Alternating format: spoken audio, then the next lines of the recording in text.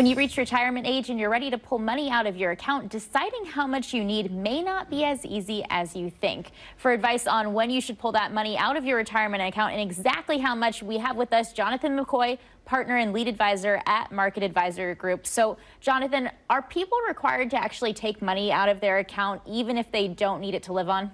Yes, ultimately, and the first challenge in retirement planning is deciding how much you're going to need to live on. That's kind of the basis for this question. But then the next question is, how much is the IRS going to tell you you have to take out of that retirement account?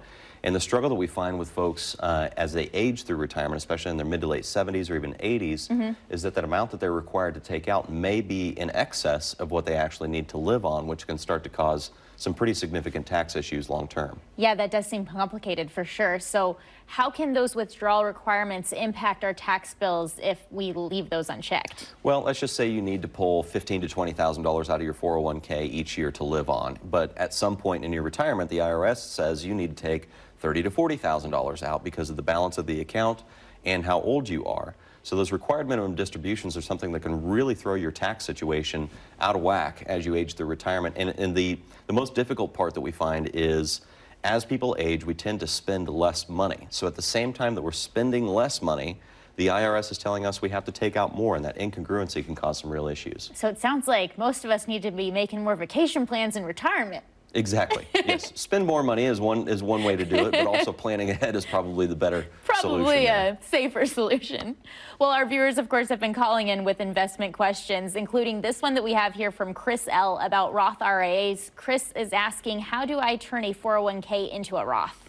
So the very simple answer is you can through what's called a Roth IRA conversion, and this is somewhat closely linked to this required minimum distribution planning we were just talking about, where eventually the taxable income coming out of your retirement account might be more than what you actually need to live on, which would raise your tax rate. But if you start converting some of that excess money that you may not need to live on for years and years into retirement, if you start converting that to a Roth IRA, that can get some of those taxes out of the way sooner and potentially lower your future tax liability. And this is a big concern for folks that we talk to that are worried about tax rates, especially if they go higher in the future. So then, is a 401k better to have or a Roth? They both have their benefits. So 401ks, the benefit now is you're deferring paying taxes on that money as it goes into your 401k, which lowers your current tax bill, but it will raise your future tax bill by increasing the amount of money that you have to take out of that account in retirement. Okay, good information to have. Jonathan, thanks so much for joining us today. Yep, you're welcome. Thanks for having me. And to schedule a complimentary consultation and submit your questions, visit AskOurAdvisor.com or call 816-548-2000. They'll take your questions and even meet one-on-one free of charge. If you include your address, Market Advisor Group will send you a free gift.